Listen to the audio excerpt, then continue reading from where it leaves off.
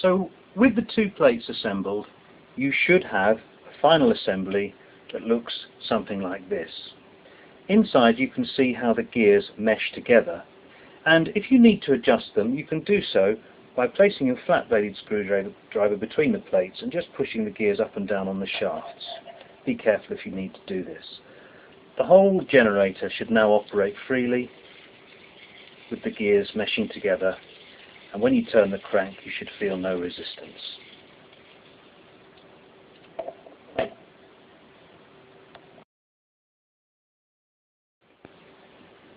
Now it's time to see what your generator can actually do. So take your voltmeter, your multimeter that was supplied with Voltage Vegetables kit, and turn the dial 1, 2, 3 clicks to the left onto the 20 volt range. Take your two crocodile clips and connect them to the two probes.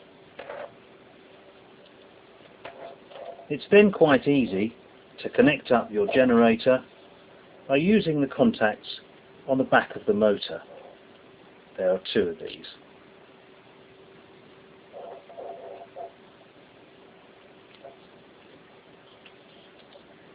And then when you turn the crank you should see on the voltmeter a reading. And here quite easily I've managed to get well over 6 volts by turning the handle. The handle should, as I mentioned before, turn freely.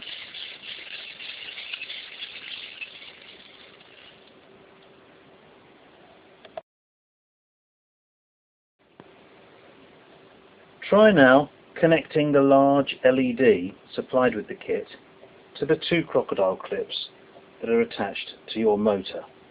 You'll notice something interesting now. When you wind your crank one way, nothing happens at all.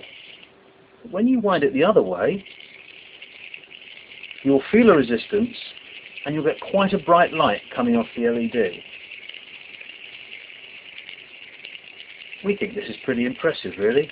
This means that you can have light anytime you want, without a battery, day or night, without any power source other than yourself. It's quite important not to turn the handle too fast or too hard, because you don't want to make the gears slip on the shafts.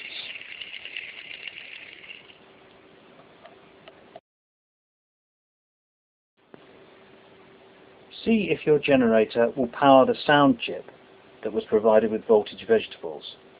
Remember, you have to connect the crocodile leads to the pad at the bottom of the circuit board, underneath the red wires, and also onto part of the metal that holds the battery in place.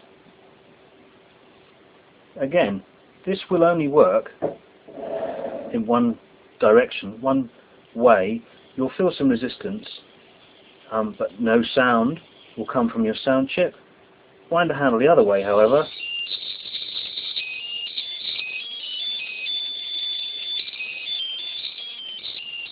lots less resistance, and a tune is played.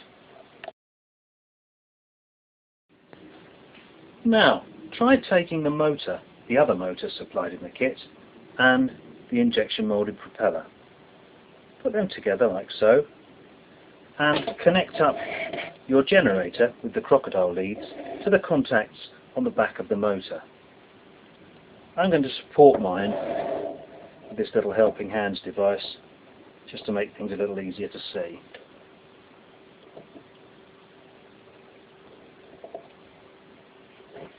And you should find, when you turn the handle of your generator, the other motor will turn as well, and it should work in reverse as well as forwards. And this proves that a motor is just a generator working in reverse, and vice versa.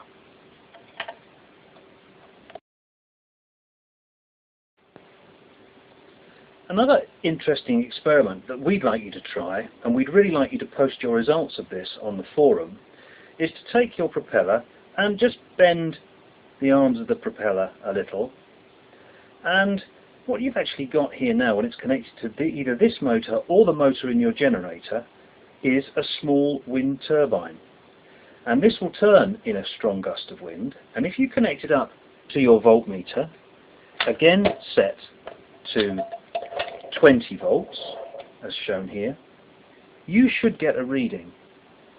And what we'd like to know is, what's the largest reading you can get from the wind outside? If there's no wind, try it with a hairdryer, but do post your results on the forum, tell us how you got on, and tell us some other things that you managed to power with your generator. We made a small radio work with ours as well. Good luck!